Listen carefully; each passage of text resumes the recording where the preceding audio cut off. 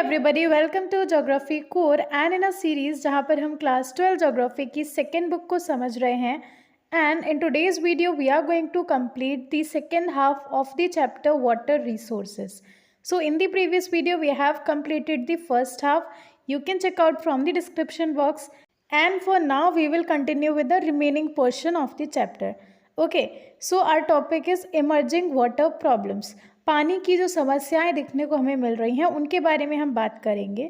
So the per capita availability of water is dwindling day by day due to increase in population.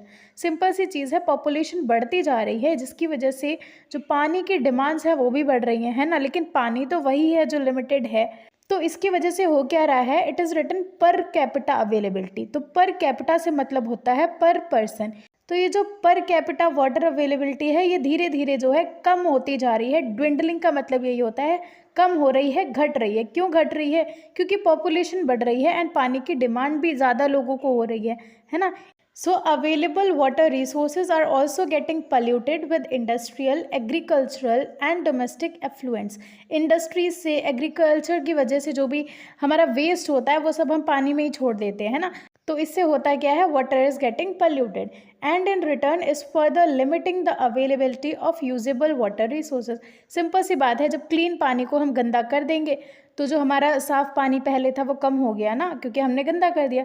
तो जो usable water है वो भी कम होता जा रहा है, लिमिटेड रह जाता है. ठीक है. Then the next topic is deterioration of water quality. तो डिटेरियोरेशन का मतलब होता है खराब होना या बिगड़ना. ठीक है, पानी की क्वालिटी खराब हो रही है, पानी की क्वालिटी बिगड़ रही है, उसके बारे में हम बात करेंगे. तो सबसे पहले वाटर क्वालिटी का मतलब क्या होता है. Water quality refers to purity of water और water without unwanted foreign substances. साफ अच्छा पानी जो कि हम यूज़ कर सकते हैं अपने ज़रूरतों के लिए, है ना, जो कि प्योर है, जिसमें कोई भी फॉरेन सब्सटेंस नहीं है, कोई भी जो है ऐसा एलिमेंट नहीं है जिसकी वजह से पानी पल्यूट हो रहा है. तो उस पानी को हम बोलते हैं pure and that is what we mean by water quality. ठीक है. Water gets polluted by foreign matters such as micro organism, chemicals, industrial and other waste. पानी पल्यूट कैसे होता है, खराब कैसे होता है? माइक्रो ऑर्गेनिज्म की वजह से, पानी में केमिकल घुलने की वजह से, है ना, या इंडस्ट्री से जो वेस्ट निकलता है, एग्रीकल्चरल वेस्ट जो होता है वो ऐड ऑन कर देता है पानी में पॉल्यूशन को. ठीक है. Such matters deteriorate the quality of water and render it unfit for human use. क्योंकि ये पानी पल्यूट हो जाता है जिसकी वजह से जो पानी की क्वालिटी है दैट डिटेरियोरेट्स, विच मीन्स वो बिगड़ने लगती है ना, पानी की क्वालिटी खराब हो जाती है एंड हेंस वो पानी हमारे यूज लायक नहीं बचता है. ठीक है. When toxic substances enter lakes, streams, rivers, oceans and other water bodies, they get dissolved or lie suspended in water. कोई भी चीज़ हम अगर पानी में डालेंगे, अगर वो डिजोल्व होने लायक है तो वो उसमें डिजोल्व हो जाएगी, वरना वो ऐसे ही तैरती हुई हमें उसमें नजर आएगी, है ना. तो इससे होता क्या है, पानी में पॉल्यूशन होता है, जो पानी की क्वालिटी है वो खराब होती है एंड एज अ रिजल्ट एक और प्रॉब्लम निकल के आती है जो एक्वेटिक सिस्टम है. पानी के अंदर भी तो लाइफ है, वहाँ पर भी तो ऑर्गेनिज्म रह रहे हैं ना, मछलियाँ वगैरह हैं, तो उनकी लाइफ सिस्टम में भी जो है डिसबैलेंस होता है, उनकी लाइफ भी जो है खराब होती है, डिस्टर्ब होती है. These pollutants seep down and pollute ground water. So ये प्रॉब्लम धरती पर ही सीमित नहीं है, धीमे धीमे होता क्या है, जब ये पानी ज़मीन में जाने लगता है, जब ज़मीन पानी को सोखती है, तो जब केमिकल्स वाला पानी, है ना, पल्यूटेड पानी जब ज़मीन के अंदर जाता है तो एज अ रिजल्ट हमारा ग्राउंड वाटर भी पल्यूट होता है. ठीक है. The Ganga and the Yamuna are the two highly populated rivers in the country. ठीक है, जो कि बहुत ही ज़्यादा मानी जाती हैं spiritually and religiously, but contrary to it ये सबसे ज़्यादा पॉल्यूटेड रिवर्स हैं ऑफ द नेशन. ओके. ठीक है. फिर हमको बता रखा है about water conservation and management. ठीक है, बहुत ही इजी सी चीज़ें आएंगी इसमें, जैसे हमें पानी को कैसे सेव करना है एंड पानी को पोल्यूशन से कैसे बचाना है, ये सारी चीज़ें हम जानेंगे, जो कि हम बहुत छोटे से भी थोड़ा बहुत पढ़ते ही आ रहे हैं, है ना. So besides developing water saving technology and methods, attempts are also to be made to prevent the pollution. कहने का मतलब ये है कि हम पानी को बचाने की टेक्नोलॉजी तो बना रहे हैं कि भाई कैसे हम पानी को कम से कम यूज़ करें, है ना, उसको सेव कर सकें. लेकिन ऑन द अदर हैंड हमें ये कोशिश भी करनी चाहिए कि पॉल्यूशन भी ना हो, हम वाटर को पल्यूट ही ना करें जो प्रॉब्लम आए, है ना. तो पॉल्यूशन को कंट्रोल करने के भी मेजर्स लाने चाहिए एंड उनको इम्प्लीमेंट किया जाना चाहिए. Okay. There is need to encourage watershed development, rainwater harvesting, water recycling and reuse, and conjunctive use of water for sustaining water supply in long run. Okay, so ये कुछ तरीके बताए गए हैं जिससे क्या हो सकता है कि हम पानी को सेव कर सकते हैं, ज़्यादा समय तक हम पानी की प्रॉब्लम से बच सकते हैं, जिसमें कुछ meanings you should be knowing. So watershed development की बात करें तो ये एक होलिस्टिक अप्रोच है जिसमें हम लैंड, वाटर और वेजिटेशन को डेवलप और मैनेज करने का मोटिव रखते हैं. ठीक है ना. एंड रेन वाटर हार्वेस्टिंग तो बहुत ही इजी सी चीज़ है कि जो बारिश का पानी होता है उसको हम कैसे यूटिलाइज कर सकते हैं, उसको हम कैसे स्टोर कर सकते हैं. ठीक है. वाटर को रिसाइकिल करना, रीयूज़ करना. And conjunctive use of water. Conjunctive use of water मतलब ग्राउंड वाटर और हमारा जो सरफेस वाटर है उसको बहुत ही हारमोनियसली यूज़ किया जाना चाहिए. सो ओवरऑल कहने का मतलब ये है कि पानी को हम इस तरह से यूज़ करें कि जो है एक्स्ट्रा यूज़ भी ना हो, मिस यूज़ भी ना हो पानी का, एंड एज अ रिजल्ट हम ज़्यादा टाइम के लिए पानी की प्रॉब्लम से बच सकें. फिर हमें बता रखा है about prevention of water pollution, किस तरह से वाटर पोल्यूशन को जो है प्रिवेंट किया जा सकता है. In plains river water is used intensively for irrigation, drinking, domestic and industrial purposes. The drains carrying agricultural, domestic and industrial effluents join the rivers. And हमें देखने को क्या मिलता है, जो ड्रेन्स होते हैं, जो रास्ते होते हैं जिनसे एग्रीकल्चरल वेस्ट या डोमेस्टिक वेस्ट या फिर इंडस्ट्रियल वेस्ट जाता है, वो अल्टीमेटली जा करके रिवर्स में मिलते हैं. ठीक है. सो ये जो एग्रीकल्चरल वेस्ट होता है उसमें फर्टिलाइजर भी हैं, इंसेक्टिसाइड भी हैं, है ना. डोमेस्टिक वेस्ट की बात करें तो उसमें भी सॉलिड एंड लिक्विड वेस्ट होते हैं डिफरेंट टाइप के. ठीक है. एंड ये जो वेस्ट अल्टीमेटली जाके रिवर में मिलेंगे तो वो वेस्ट भी तो जा रहा है ना रिवर में. इससे क्या होता है, हमारी जो रिवर्स हैं वो पल्यूट होती हैं. ठीक है. And what we get to say is the concentration of pollutants in rivers especially remains very high during the summer season when the flow of water is low. क्योंकि समर सीजन में पानी का flow बहुत ज़्यादा नहीं होता है, पानी का बहाव कम होता है, तो उस दौरान हमें देखने को मिलेगा कि जो कंसंट्रेशन है पोल्यूटेंट्स, जो गंदगी है रिवर्स में, वो बहुत ही ज़्यादा होती है. ठीक है. During summer seasons the central pollution control board with state pollution control boards has been monitoring water quality of national aquatic resources at 507 stations. So दो बोर्ड्स हैं, पहला है सेंट्रल पोल्यूशन कंट्रोल बोर्ड, साथ में दूसरा है स्टेट पोल्यूशन कंट्रोल बोर्ड. ये दोनों बोर्ड्स मिलके पानी की क्वालिटी को मॉनिटर करते हैं. So these two boards have been monitoring water quality of national aquatic resources. जो भी एक्वाटिक रिसोर्सेज हैं यानी कि जो भी पानी के सोर्सेज हैं वहाँ पर अलग अलग स्टेशन से, टोटल 507 स्टेशन से जो है वाटर की क्वालिटी को मॉनिटर किया जा रहा है by these two boards. Okay. And इस मॉनिटरिंग के बाद में जो डाटा मिली है उससे हमें ये पता चलता है कि जो रिवर्स हैं उसमें ज़्यादातर पोल्यूशन का रीज़न है ऑर्गेनिक एंड बैक्टीरियल कंटेमिनेशन. ठीक है. सो ऑर्गेनिक कंटेमिनेशन का मतलब हो जाता है पेस्टिसाइड्स का इन्वॉल्वमेंट होना, है ना. मैन्योर है, फर्टिलाइजर्स हैं, जो खेतों वगैरह से जो चीज़ें आ रही हैं ना, हमारे बचे हुए प्लांट्स वगैरह हैं, घासें हैं, ये सारी चीज़ें जब ड्रेन कर दी जाती हैं रिवर्स में, तो that is what we mean by organic contamination.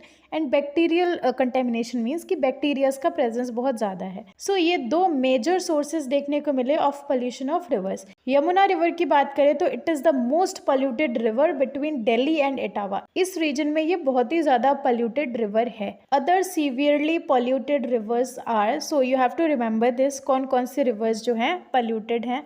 Sabarmati is very much polluted at Ahmedabad. Gomti river Lucknow के पास में. काली, अद्यर एंड कोम रिवर, इनके पूरे ही स्ट्रेचेस बहुत ज़्यादा पोल्यूटेड हैं, है ना. पूरी की पूरी रिवर्स ही जो है पोल्यूटेड हैं. देन वैगई जो है वो मदुरई के रीजन में हमें बहुत पोल्यूटेड देखने को मिलेगी. The Musi of Hyderabad and Ganga at Kanpur and Varanasi. तो ये हमको स्पेसिफिक डाटा दे रखी है कि कहाँ पे कौन कौन सी रिवर्स जो है बहुत ही ज़्यादा पोल्यूटेड है. तो अगर आपको स्पेसिफिकली मैंशनड है तो आपको स्पेशली लर्न भी करना है. ठीक है. Ground water pollution has occurred due to high concentration of toxic metals, fluoride and nitrates at different parts of the country. Ground water pollution का रीज़न क्या है, क्योंकि बहुत ज़्यादा कंसंट्रेशन हो गया है टॉक्सिक मेटल्स का, फ्लोराइड का और नाइट्रेट्स का. ठीक है. The legislative provisions such as the Water Prevention and Control of Pollution Act 1974 and Environment Protection Act 1986 have not been implemented effectively. So basically ये दो जो एक्ट्स हैं ये गवर्नमेंट के द्वारा लॉन्च करे गए ताकि हमारा जो वाटर पोल्यूशन है उसको कंट्रोल किया जा सके. जो कि लॉन्च हुआ था 1974 में, एंड एनवायरनमेंट को प्रोटेक्ट किया जा सके, जो कि हुआ था लॉन्च इन 1986। अब ये जो दो एक्ट हैं इनको लॉन्च तो कर दिया गया, ठीक है, पेपर वर्क भी हो गया कि भाई हमने ये दो एक्ट निकाले हैं, लेकिन हम ये नहीं कह सकते हैं कि इन दोनों ही एक्ट्स पे बहुत ही ज़्यादा ढंग से काम किया गया है। कोई इफेक्टिव ऑन ग्राउंड रिजल्ट हमें देखने को नहीं मिला, ठीक है। सो एक्ट्स लाए गए लेकिन इनको जो है इफेक्टिवली इम्प्लीमेंट नहीं किया गया, and hence the result is that in 1997 251 polluting industries were located along the rivers and lakes। Simple सी बात है, जब 1974 में एक्ट आ गया था, फिर 1997 में इतने सालों के बाद भी हमें इतनी ज़्यादा पोल्यूटिंग इंडस्ट्रीज देखने को मिली, जिसका मतलब बहुत ही आसान सा है कि इस एक्ट पे बहुत ज़्यादा ध्यान ही नहीं दिया गया है ना। 1997 में हमें 251 पोल्यूटिंग इंडस्ट्रीज देखने को मिली along the rivers and lakes। Okay, the Water Cess Act 1977 meant to reduce pollution has also made marginal impacts। ठीक है, एक और एक्ट आया था 1977 में which was water cess act. इसका भी एम था कि जो वाटर पोल्यूशन है उसको कम कर सके, रिड्यूस कर सके, लेकिन इसमें भी हमें ज़्यादा खास रिजल्ट्स देखने को नहीं मिले, ठीक है। सो बेसिकली ये एक्ट्स लाने की बजाय हमको जो है एक स्ट्रॉन्ग अवेयरनेस लानी चाहिए पब्लिक में कि भाई पानी कितना इंपॉर्टेंट है या पानी के पोल्यूशन से क्या प्रॉब्लम्स आने वाली हैं, है ना। हमको एक स्ट्रॉन्ग पब्लिक अवेयरनेस जनरेट करनी चाहिए। Okay, the next topic is recycle and reuse of water. तो we can improve fresh water availability by recycle and reuse. पानी को रीयूज़ करो, रिसाइकिल करो, इससे हम जो है फ्रेश वाटर की जो अवेलेबिलिटी है वो बेटर कर सकते हैं ना। अभी हमको जो फ्रेश वाटर की शॉर्टेज हो रही है उसको हम कैसे कम कर सकते हैं, तो we have to seek for alternatives, है ना, जिसमें हम क्या कर सकते हैं। Number first, use of water of lesser quality such as reclaimed waste water should be attractive option for industries for cooling and fire fighting to reduce their water cost, है ना। जो कम क्वालिटी का पानी है या जो ख़राब वेस्ट वाटर है उसको इंडस्ट्रीज़ यूज़ कर सकते हैं कूलिंग और फायर फाइटिंग पर्पज़ के लिए। इससे क्या होगा, उनका वाटर कॉस्ट भी कम होगा, and in addition to that पानी जो है एक्स्ट्रा वेस्ट भी नहीं होगा, ठीक है। In urban areas water after bathing and washing utensils can be used for gardening, है ना। तो ये रीयूज़ हो गया ना पानी का, हमने पहले नहाया, पहले बर्तन धोए एंड बाद में हमने उसी पानी से गार्डनिंग कर दी। Water used for washing vehicle can also be used for gardening. Currently, recycling of water is practiced on a limited scale. There is enormous scope for replenishing water through recycling. So, reuse के हमें alternatives बताए गए हैं and साथ ही हमको बता रखा है कि जो recycling है वो अभी बहुत ज़्यादा प्रैक्टिस नहीं करी जा रही है, उसको अभी लिमिटेड स्केल पे प्रैक्टिस किया जा रहा है, बट स्टिल इसमें जो है स्कोप बहुत ज़्यादा है। अगर हम वाटर रिसाइकलिंग को प्रॉपरली एग्जीक्यूट करें, है ना, प्रॉपरली डेवलप करें, तो एज अ रिजल्ट हमें बहुत ज़्यादा स्कोप देखने को मिलेगा in recycling of water. Next topic is watershed management. So it refers to efficient management and conservation of surface and ground water resources. तो क्योंकि हम चैप्टर पढ़ रहे हैं वाटर रिसोर्सेज, इसलिए इसको इस तरह से डिफाइन किया गया है, वरना इन जनरल वाटरशेड मैनेजमेंट का मतलब होता है जो हमारे नेचुरल रिसोर्सेज हैं उनको प्रॉपरली मैनेज करें और कंजर्व करें, जिसमें लैंड भी आती है, वेजिटेशन भी आती है ना, और वाटर रिसोर्स भी आता है। But for now we are studying water resources, तो हम इस तरह से इसको डिफाइन कर सकते हैं that it refers to efficient management and conservation of water resource, ठीक है, पानी को मैनेज और कंजर्व किया जाए। It involves prevention of run off and storage and recharge of ground water through various methods like percolation tanks, recharge wells etcetera. So prevention of run off का मतलब हो जाता है जो ग्राउंड पे वाटर है वो मैक्सिमम वाटर नीचे ग्राउंड की तरफ जा सके, ऐसी हमें व्यवस्था करनी चाहिए। ऐसे ट्रीज़ हमको प्लांट करने चाहिए कि भाई वो जो मॉइस्चर है, जो वाटर है, उसको एब्जॉर्व कर सके, ग्राउंड में जो है वो परकुलेट हो सके, ठीक है ना। एंड साथ ही हमको परकुलेशन टैंक्स, रिचार्ज वेल्स जैसी सुविधाएं करनी चाहिए, है ना, मेथड्स का यूज़ करना चाहिए ताकि ग्राउंड वाटर जो है वो रिचार्ज हो सके, ठीक है, यानी कि ग्राउंड वाटर जो है रिटेन कर सके खुद को, ठीक है। Watershed management includes conservation, regeneration and judicious use of all resources natural and human, जो कि मैंने टॉपिक स्टार्ट होते ही आपको बताया था, है ना। इसमें जो है हम हर टाइप के रिसोर्सेज को मैनेज और कंजर्व करने के बारे में बात करते हैं, ठीक है। It aims at bringing out balance between natural resources on the one hand and society on the other hand, ठीक है। सोशल और जो नेचुरल वर्ल्ड है उसको बैलेंस करने का एम है of watershed management. The central and state governments have initiated many watershed development and management programs in the country. सो हमारी गवर्नमेंट के द्वारा कई सारे ऐसे प्रोग्राम्स लॉन्च करे गए हैं जिससे कि इन्वायरमेंट को, वाटर को, लैंड को जो है कंजर्व और मैनेज किया जा सके. One such example is Haryali. It is a watershed development project sponsored by the central government which aims at enabling the rural population to conserve water for drinking, irrigation, fisheries and afforestation. The project is being executed by Gram Panchayats with people's participation. सो इस project के बारे में हमें 3-4 points मिल गए. पहली चीज़, ये किसने sponsor किया? सेंट्रल गवर्नमेंट ने. एम क्या है? रूरल पॉपुलेशन जो है वो पानी को कंजर्व कर सके ड्रिंकिंग, इरिगेशन, फिशरीज और अफॉरेस्टेशन के लिए. ठीक है. एग्जीक्यूट कौन कर रहा है इसको? तो ग्राम पंचायत्स जो हैं अलग अलग विलेजेस की, वो इस प्रोजेक्ट को, वो इस प्रोग्राम को एग्जीक्यूट करती हैं लोगों की मदद से विद पीपल्स पार्टिसिपेशन. ठीक है. इसके अलावा नीरू मीरू प्रोग्राम इन आंध्र प्रदेश. तो आंध्र प्रदेश में ये नीरू मीरू प्रोग्राम को लॉन्च किया गया विद द मोटिव कि वाटर को कंजर्व किया जा सके by different practices. And Neeru Meeru का मतलब होता है वाटर एंड यू. ठीक है. The next one is Arvari Pani Sansad in Alwar Rajasthan have taken up constructions of various water harvesting structures such as percolation tanks, dugout ponds, check dams etcetera through people's participation. तो इस programme के तहत हमें देखने को मिलता है अलवर रीजन में राजस्थान के कई सारे जो है वाटर हार्वेस्टिंग स्ट्रक्चर्स को बनाया गया, कंस्ट्रक्ट किया. वाटर हार्वेस्टिंग स्ट्रक्चर्स मतलब जो बारिश का पानी है उसको हम कैसे स्टोर कर सकें, है ना, उसको कैसे कंजर्व कर सकें. तो ऐसे स्ट्रक्चर्स बनाए गए कि उस पानी को हम स्टोर कर सकें. जैसे कि परकुलेशन टैंक्स का कंस्ट्रक्शन हुआ, dug out ponds, check dams, इन सभी का कंस्ट्रक्शन हुआ with the help of people's participation. Tamil Nadu की बात करें तो वहाँ पर ये चीज़ कंपलसरी कर दी गई है कि आपको अपनी बिल्डिंग में, अपने घरों में हार्वेस्टिंग स्ट्रक्चर्स बनाने ही बनाने हैं. सो वहाँ पर हमें कोई भी बिल्डिंग नहीं देखने को मिलेगी which is constructed without making structure for water harvesting. In some areas, projects have been successful. However, there are only few success stories. In majority of cases, the program is still in its nascent stage. So, हमने कई सारे programmes को launch, पानी को conserve करने के लिए बहुत सारे प्रोग्राम्स आए, बहुत सारी स्कीम्स आई. ठीक है. कहीं कहीं पे ये बहुत ज़्यादा सक्सेसफुल भी हुआ, लेकिन it's not of much use क्योंकि बहुत ही कम ऐसे प्रोजेक्ट्स रहे जहाँ पर सक्सेस हमें देखने को मिली.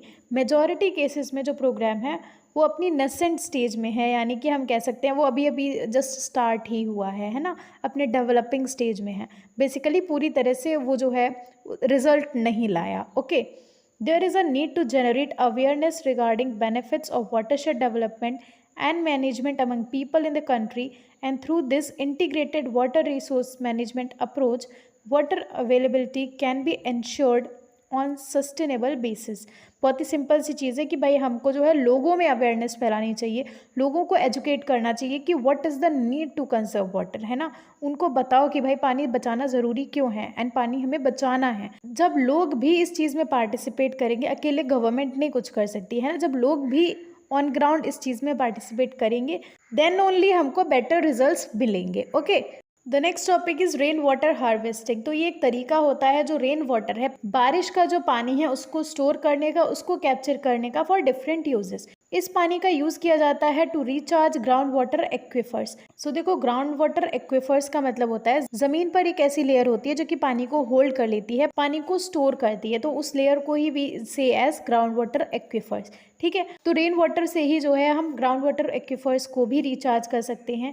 It is low cost and eco friendly technique for preserving every drop of water by guiding the rain water to borewells, pits and wells. तो हम जो है अलग अलग टेक्निक्स लगा सकते हैं, बोरवेल्स, पिट्स और वेल्स में रेन वाटर को प्रिजर्व कर सकते हैं. ठीक है. तो रेन वाटर हार्वेस्टिंग से होता क्या है, व्हाट आर द रिजल्ट्स. ठीक है. What are the plus points.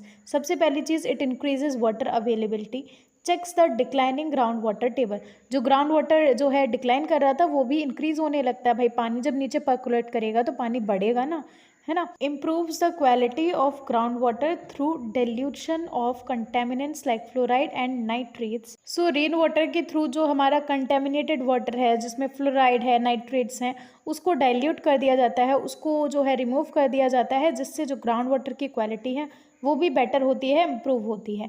It also prevents soil erosion. So these are the plus points, these are the benefits of rainwater harvesting. Traditional rainwater harvesting in rural areas is done by using surface storage bodies like lakes, ponds, irrigation tanks, etc.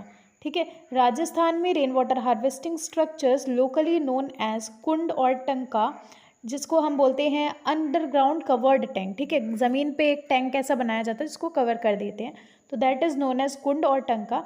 These are the structures जो कि construct करे जाते हैं घरों में या गांव में। हम जो है किसी एक रीजन में ऐसे स्ट्रक्चर्स को बना देते हैं जहाँ पर पानी को हार्वेस्ट किया जाता है। ठीक है, सो राजस्थान में रेन वाटर हार्वेस्टिंग स्ट्रक्चर्स को लोकली कुंड और टंका बोलते हैं। ठीक है, जिनको कि घरों में गांव में कंस्ट्रक्ट किया जाता है to harvest rain water. It can be done by harvesting rain water on roof tops and open spaces, जहाँ पर भी खुली जगह हैं, जहाँ पर भी हम पानी को स्टोर कर सकते हैं, वहाँ पर रेन वाटर हार्वेस्टिंग हो सकती है। It also decreases dependence on ground water for domestic use. अब क्योंकि हमने पानी तो स्टोर कर लिया तो हम उसी पानी का यूज़ करेंगे। इससे क्या होता है, जो ग्राउंड वाटर पे हमारी डिपेंडेंसी थी वो भी कम हो गई है ना। It can also save energy to pump ground water as recharge leads to rise in ground water table. अब क्योंकि रेन वाटर से जो हमारी ग्राउंड वाटर टेबल है वो रिचार्ज हुई है, वो बढ़ी है, वो इंक्रीज़ हुई है, तो लेवल ऊपर आ गया है ना। तो इससे क्या होता है, हम बहुत ही ईजिली ग्राउंड वाटर को एक्सेस कर सकते हैं, है ना। जो कि बहुत नीचे था अब बहुत ऊपर आ गया है, तो ईजी तो रहेगा ना, हम जल्दी और ईजिली और कम एनर्जी के साथ में पानी को डिग आउट कर सकते हैं।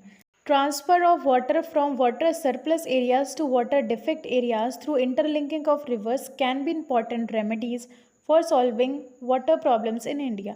ठीक है, ऐसा जगह जहाँ पर बहुत ज़्यादा पानी है एंड ऐसी जगह जहाँ पे बहुत कम पानी है। अब क्या करेंगे, ये दोनों ही रीजन रिवर्स को लिंक कर देंगे। ठीक है, जहाँ पे पानी बहुत ज़्यादा है वहाँ का पानी हम भेजेंगे जिस जगह पे पानी कम है, तो इससे क्या होगा, उस रीजन की प्रॉब्लम सॉल्व हो गई ना। पानी नहीं था लेकिन हमने भेज दिया, तो ये चीज़ें परफॉर्म करी जा सकती हैं जब पानी को प्रॉपरली हम कंजर्व करेंगे, है ना, रेन वाटर हार्वेस्टिंग प्रैक्टिस करेंगे, तो ये चीज़ भी हम कर सकते हैं जिससे पानी की प्रॉब्लम सॉल्व होगी। इंडियाज़ नेशनल वाटर पॉलिसी 2002, तो इसके बारे में हमें कुछ इंपॉर्टेंट पॉइंट्स बता रखे हैं। The national water policy 2002 stipulates water allocation priorities as, यानी कि इस पॉलिसी ने अलग अलग पानी के यूजेस को प्रायोरिटाइज किया है। लाइक सबसे पहले drinking water, then irrigation, then hydro power, then navigation, then industrial and other uses. ठीक है, तो इस तरह से इसको ऑर्डर दिया गया है कि हमारी प्रायोरिटी क्या है। अब की फीचर्स की बात करें तो इस पॉलिसी की मेजर फीचर्स थे। Number first, irrigation and multipurpose projects should include drinking water component wherever there is no alternative source of drinking water, providing drinking water to all human beings and animals, वही चीज़ है। Then limit and regulate the exploitation of ground water, ground water को जो है ख़राब करना, exploit करना, misuse करना, इस चीज़ को लिमिट करना। Then both surface and ground water should be regularly monitored for quality, तो सरफेस वाटर, ग्राउंड वाटर को रेगुलरली मॉनिटर किया जाना चाहिए, उसको जो है जांचना चाहिए कि भाई पानी की क्वालिटी कैसी है, ये हमको टाइम टू टाइम पता होना चाहिए। Okay, the efficiency of utilization of water should be improved, awareness of water as a scarce resource should be fostered, यानी कि लोगों में हमें ये अवेयरनेस फैलानी चाहिए कि भाई जो पानी है एक स्कार्स रिसोर्स है। ठीक है, स्कार्स का मतलब हो जाता है लिमिटेड है ना। हम खराब करते जाएंगे, पल्यूट करते जाएंगे, तो we will have to face the problems. ठीक है, conservation consciousness should be promoted through education, regulation, incentives and disincentives, तो कंजर्वेशन कॉन्शियसनेस को जो है रेगुलेट करना चाहिए, लोगों को प्रीच करना चाहिए, एजुकेशन देनी चाहिए, है ना। ऐसे मेथड्स अप्लाई करने चाहिए कि हर तरह से, हर पॉसिबल वे में हम पानी को कंजर्व कर सकें। Then at last we have Jal Kranti Abhiyan that was launched during 2015-16. So as we know, पानी एक recyclable resource तो है लेकिन इसकी availability limited है। ठीक है, the gap between supply and demand will be widening over time. ठीक है, ये जो हमारा पानी की कमी होती जा रही है ये डे बाय डे बढ़ेगी ही, और डिमांड तो बढ़ ही रही है बिकॉज पॉपुलेशन बढ़ रही, पानी की डिमांड बढ़ रही है लेकिन सप्लाई कम हो रहा है। रीज़न क्या है, हम पानी का मिसयूज़ कर रहे हैं, पल्यूट कर रहे हैं ना। अब ऐसा तो है नहीं, क्योंकि पानी एक रिसाइक्लेबल रिसोर्स है तो हम सारा का सारा पानी पहले बैठ के पल्यूट कर दें फिर इकट्ठा बाद में हम जो है रिसाइकिल करें, है ना। It is a long process, तो ये can't be done all of a sudden. India has a unique situation of high population growth and rapid economic growth with very high water demand. ठीक है। The Jal Kranti Abhiyan launched by the government of India in 2015-16 to ensure water security through per capita availability of water in the country. तो इसका main motive था to ensure water security. People in different regions of India had practiced traditional knowledge of water conservation and management to ensure water availability.